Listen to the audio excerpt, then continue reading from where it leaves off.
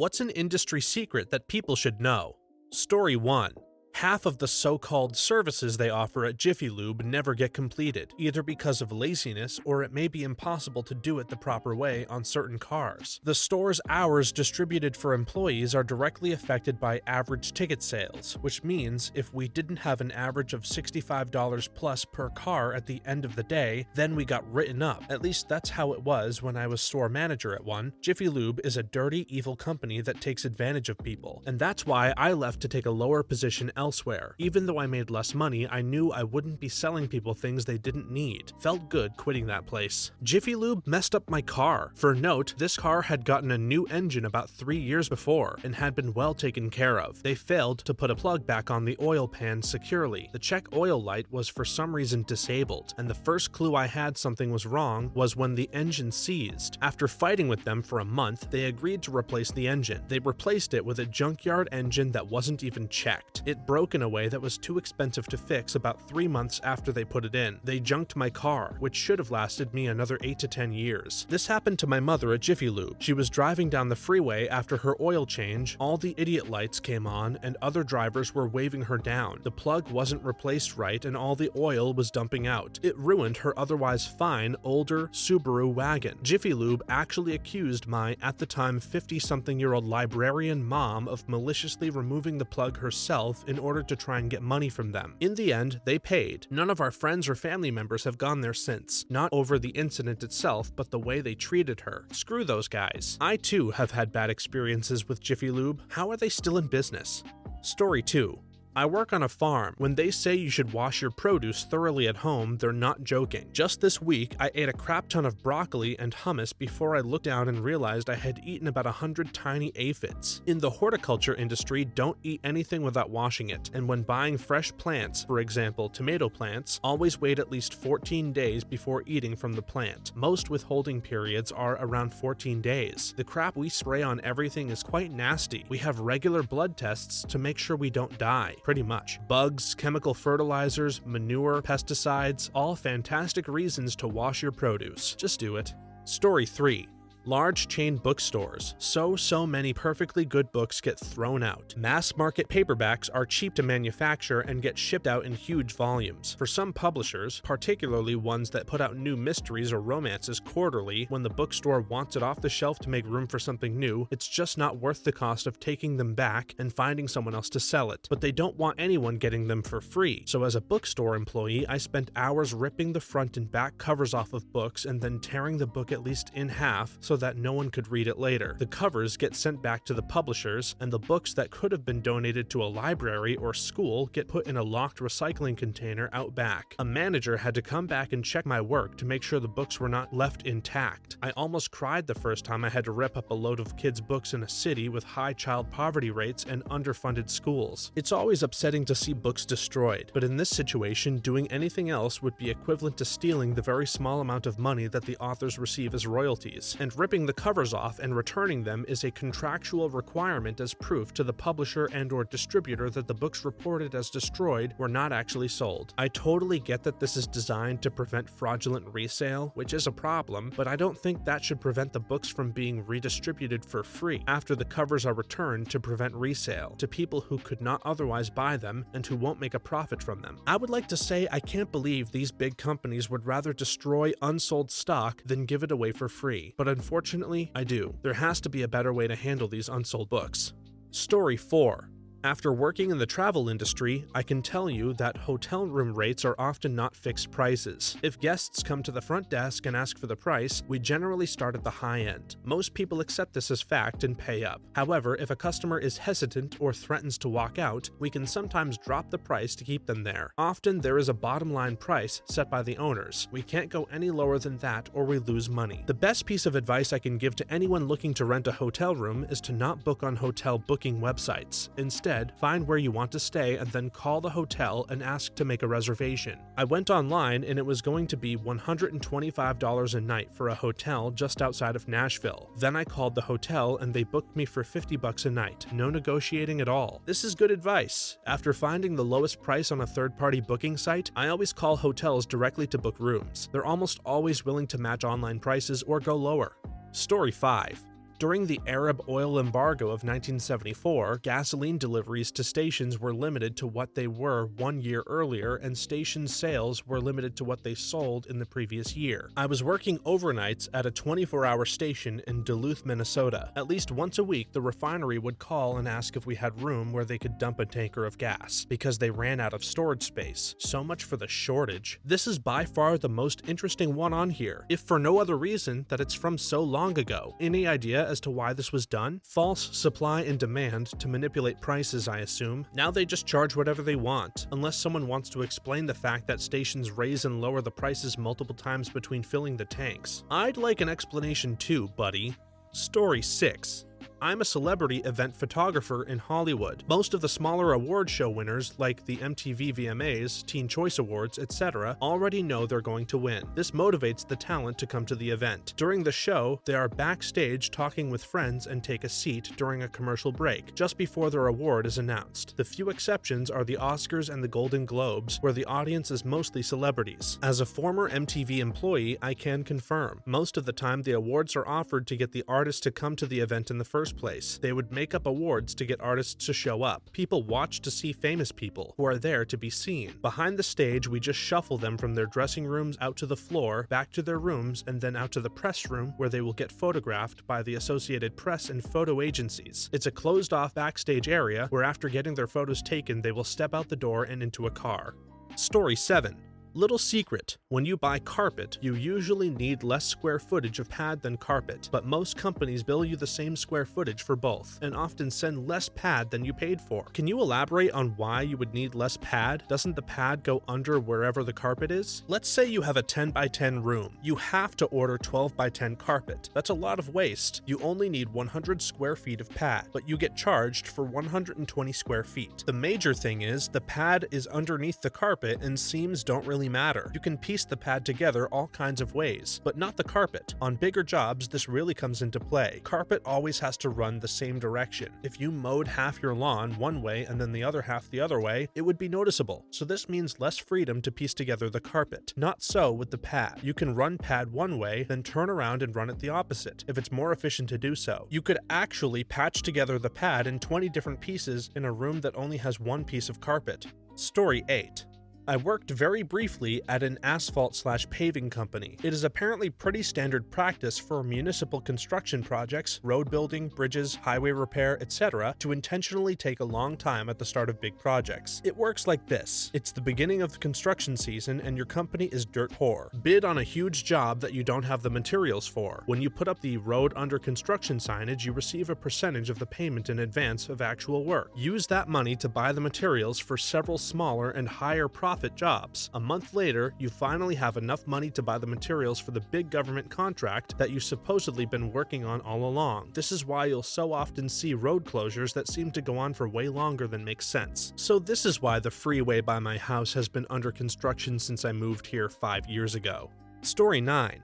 In almost every labor job I've worked, including being a valet, people smoke and drink on the job. The valet service I worked for never even asked to see my driver's license. Factual on the valet thing. Every night, one time, I was so lit I couldn't figure out how to open the key drawer. The customer watched me try the same 2 keys on the lock 3 or 4 times, each before I could get it to work. I can't believe he didn't say anything, and just watched me trot off to drive his car through a 5-story concrete maze. I never got so much as a nick on anybody's vehicle though, and respected people's private property. I was on the sober end of the valet spectrum. Story 10. Texting service actually requires no extra infrastructure on your phone or on the network. The size of the text message is limited by the amount of carrier signal that your phone sends out normally every few seconds to notify the tower where it is, what time it is, etc., so that the network can keep your call live. That you pay extra money for texting is pure profit for the phone company. They have never added any bandwidth for texting. It has always been there as the normal maintenance of the network. I used to work for Verizon, and we were encouraged to sell text messaging packages above anything else because it is pure profit for the company. And I remember my parents paying per text message back in the day. What a ripoff. Story 11. Fiber internet service provider here. Bandwidth is not a scarce commodity like they want you to think it is. It is all about profit margins and oversubscribing the network. Are you talking about data limits and such? I believe he is. Also, there is the issue of internet service providers charging different monthly fees for different speeds. It doesn't make sense to charge for bandwidth or volume, because neither has limited supply. Everyone should just pay the same flat monthly fee for unlimited internet. Story 12. I work in Nonfiction Television and have made shows for History and Discovery. The execs at these companies grew up watching these channels and actually want to make educational, informative documentaries. Unfortunately, no one watches documentaries anymore, so we have to appeal to the lowest common denominator and make reality TV trash to remain competitive. Story 13.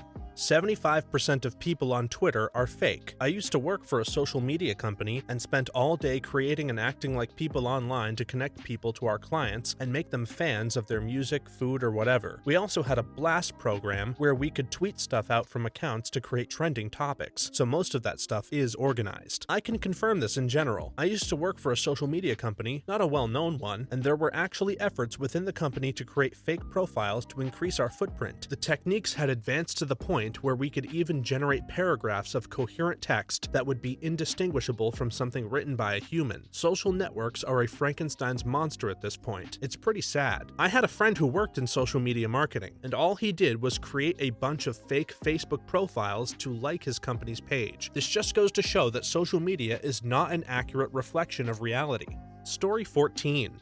I worked for a political consulting firm and was completely floored when congressmen/women would come in for media training, learning to be normal on camera or in front of constituents. Nearly every politician who came in for training was clueless and literally had their views on issues fed to them by my boss, the media strategist. Sounds obvious, but it's really horrifying to witness. I worked as a campaign manager for a candidate during a primary race for state Congress. Holy crap, did it blow my mind. Time and time again, my candidates stances were reworked from being heartfelt beliefs into really vague and mediocre phrases. And whenever I hear someone talk about entrenched money and politics in Washington, I know firsthand that it's just as bad, if not worse, in your local and state governing bodies. You mean politicians aren't always being genuine? Color me shocked. Story 15.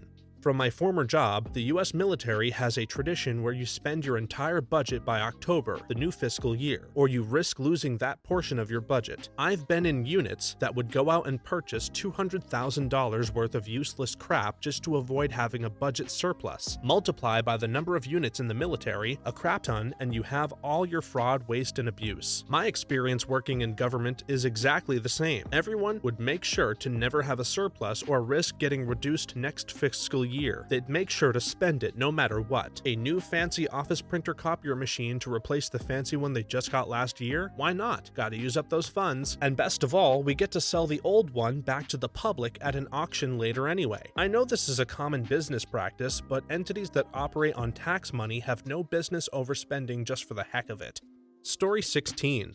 The olive oil industry is controlled by the mafia. In 2007, only 4% of Italian olive oil leaving Italy was actually pure olive oil. Fake olive oil has similar profit margins as drug trafficking, with none of the risk. About 70% of the olive oil that comes into the US is thought to be a fraud. I never did understand why Don Vito Corleone's front business was in olive oil. This explains everything. Import/export businesses give you access to ports, loading docks, trucking, shipping. These are all very valuable and useful elements of a criminal organization. Story 17.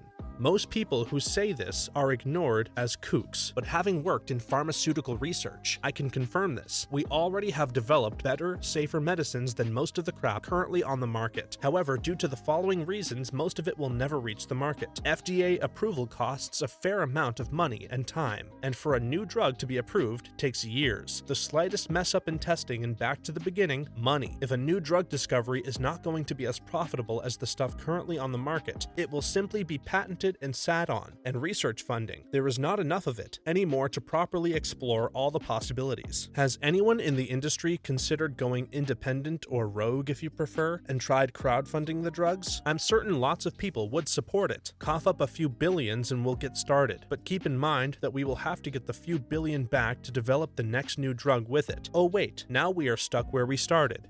Story 18. I cooked at Applebees for a short while, saving money to move out of state. They microwave pretty much 80% of the menu, and the food is a small step above Burger King in quality. Yep, I worked there. Everything you don't fry was microwaved, with the exception of steaks, chicken, burgers, and the slow-cooked ribs. Why they slow-cook ribs while putting zero effort into everything else is beyond me. Story 19.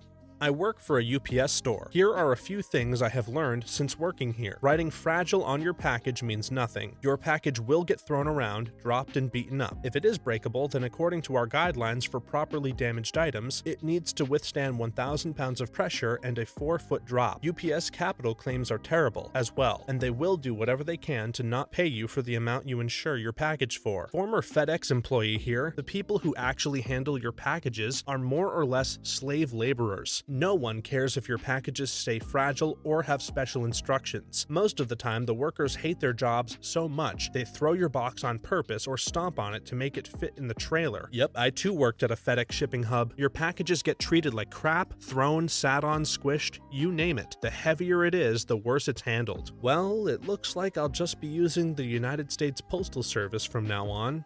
Story 20. Harley Davidson is in pretty bad shape. They store the lion's share of their new motorcycles in some warehouses in Montana because they don't want to stop production to keep shareholders happy. They are a ticking time bomb. Oh, also, for the last few years, they force retailers to buy some new bikes every year, even though they don't change. If the retailers don't buy them, they lose their licensing to sell Harleys. So basically, most of their sales have been made up for the last 5 years or so. That's what happens when you don't change your engineering or upgrade your product in any way for around 50 years, then charge 2 times more than the manufacturers who actually make decent products. They also seem to only market their bikes to 60-year-old men willing to cash in their retirement money. If I'm 18 or a lady and want a low-powered bike, 250 to 500 cc, I have to shop elsewhere. Harleys don't want young people on their bikes, so the Japanese and German companies get that cash. Harley could be big, but they have settled on a very crappy slice of the pie. Story 21. Video editor here for reality TV. It's fake for the most part. They usually do multiple takes of the reality scenes that are staged beforehand. The most recent egregious use of this is Duck Dynasty. They pass the show off as reality TV, but they actually have table readings for that show before shooting. I'm not saying that reality TV isn't sometimes entertaining. I'm just saying that you shouldn't be fooled into thinking that this is actually reality, and the camera just happened to be there when these people were doing what they normally do. I work in reality TV too. I would say the scenarios are typically staged, and the reactions and emotions are real. Sometimes the producers are standing next to them or on the phone feeding them lines or telling them to bring up certain topics. I worked on a show like Pawn Stars that revolves around a shop, and the supposed workers didn't even work there, and the people walking in were casted. Basically, everything is planned. It's not like a day in the life at all. Everyone who appears on camera must sign a release. Every location needs a permit and permission to shoot at. It's been a while since I believed reality TV was actually real, but the extent of the fabrication is news to me. It's interesting how they market these shows as reality instead of just doing fake documentary type shows like The Office or Parks and Rec. I feel like it would be less scummy that way. Story 22. I worked for an international Christian charity in a third world country, and now I work for a Fortune 500 company. Pretty much all that money raised goes to upper management. The CEOs of the charities live as lavishly and expensively as the CEOs of stereotypical big, evil, greedy mega corporations we all love to hate. Recently, an article made the front page that pointed out dozens of charities where less than 5% of the money raised by your donations actually went to the cause that they were claiming. In some cases, it was even 0%. And all legal. Also, unlike the big greedy corporations, charities aren't scrutinized as thoroughly by regulations, oversight, and governments. Charities also have armies of naive volunteers doing the real grunt work for next to free. At least in a big greedy corporation, you're usually getting paid for your work. Christian or religious charities are the worst at this stuff because they feed their volunteers the whole "we're doing this work for God, not for money" crap, while their CEOs live just like the CEOs of those banks we all loathe. Basically, don't just throw money at charities and be all happy that you're making the world a better place. Do a lot of research first. I had a friend in college who was studying business, and his ultimate goal was to start a nonprofit because of the special tax benefits they receive in the United States. He determined that starting a nonprofit would be a lucrative way to get rich. Ironic. Story 23. I work in the dance music EDM industry and have managed DJs and worked behind the scenes for years. All the top EDM DJs never DJ live at their big shows. The entire thing is manufactured to synchronize with visuals and fireworks for maximum impact. They just hit play on their laptops or CDs and then pretend to do something for 2 hours, waving their hands in the air on every breakdown. It's rather sad. Even supposed great acts like Daft Punk will play the exact same set, beat for beat, at every gig over an entire tour, whilst they pretend to play live. The crowd doesn't even notice. Story 24. The groundbreaking scientific results published by the mainstream media bear little resemblance to the results published in the actual scientific article. One of my fellow postgrads is writing her thesis on how the media abuses statistics when interpreting scientific data. The difference between the actual science and the media is horrifying. As a psychologist, I could not agree more. The news version of science is basically a sentence from the discussion portion of a study that is paraphrased to make it newsworthy. It has little resemblance to the actual scientific findings. Story 25.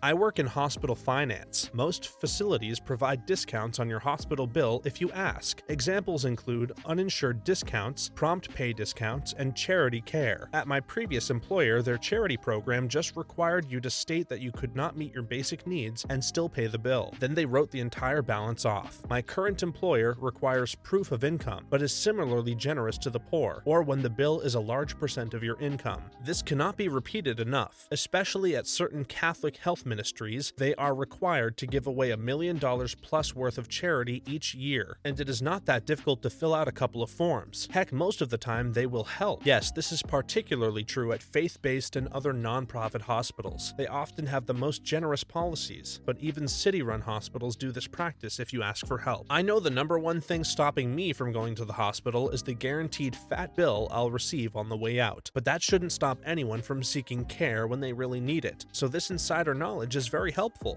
Story 26.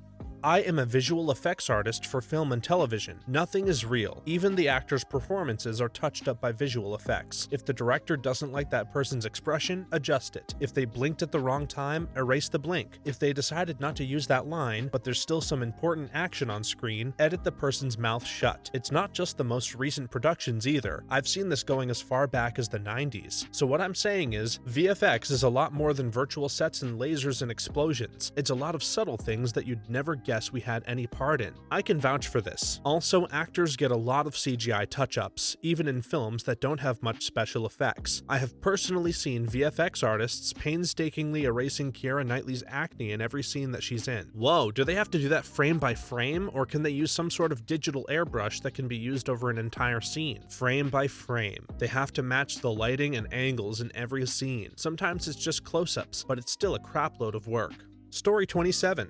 I used to work for an Apple store in New York, then one in New England. We help people launder money into iPhones. It happens all day, all the time. Thugs come in with tens or sometimes hundreds of thousands of dollars in cash or Visa gift cards. Technically, we were supposed to report any cash payment of $10,000 or more to the IRS, but managers always arranged it so each transaction is only about $9,999, and then say that we can't keep track of who has paid us what. We were told that the laws are impossible to enforce, and it's not our place to stop it from happening. Then, they turn their dirty money into iPhones and ship the phones back to their country for sale, since iPhones can be exchanged for cash just about anywhere. Many of them carry concealed firearms in our store. If people are wondering why Apple stores have such a short stock of iPhones even months after launch, it's usually because these people buy them all and cart them out to unmarked vans. August is the month of tax-free holidays for New England stores, and if you don't believe me, check into your local stores on days when there's no sales tax. We stocked the warehouses with thousands of iPhones specifically for these guys. Apple stores intentionally refuse to comply with money laundering laws and intentionally assist criminals in hiding their profits. I used to work at a mall in New Hampshire with an Apple store. This is absolutely true. I saw it from the mall management side. We sold American Express and Visa gift cards, and these groups would come in and buy thousands of dollars worth at a time. It was like nothing. Then they'd go straight to the Apple store and buy iPhones and iPads. days. The biggest sale I had was $700,000 to one customer in one day. There were also fights. It was obviously a gang situation. They would start lining up early in the morning, then a little before opening. Other vans would show up, and a different group would get out, cut the line, and either intimidate the people already waiting or start a fight. As much as the Apple Store knows this is happening, the malls know just as much. They know these people aren't on the up and up, but the attitude is, we're not the police, we collect all the information we're required to. They're certainly not going to turn away millions of dollars in business if they don't have to. And it is millions. At my one location alone, we were doing at least $100,000 per month, and one month was as high as $1.5 million.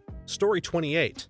I was a deep sea diver for 10 years in the Gulf of Mexico. Huge oil spills happen and are covered up hundreds of times a year by every company. The entire industry is in on it. The bottom of the Gulf is a disgusting garbage dump. Every boat dumps their trash into the Gulf, and no one obeys the laws, and the Coast Guard doesn't enforce crap. Surely these oil spills affect the company's bottom line. Environmental horror aside, isn't it more economically prudent to ensure stock is not wasted? Why don't companies get their crap together, if not for environmental reasons, then to protect their profit? Sometimes it's unavoidable. Some pipelines are so old they just fall apart. But the answer is yes. I don't think any oil company wants to spill the oil, but some fields I've been in are falling apart. Every day the dive crew is out there fixing something costs them money. They'll let it deteriorate until there is a problem, so they don't have to spend the money on maintenance.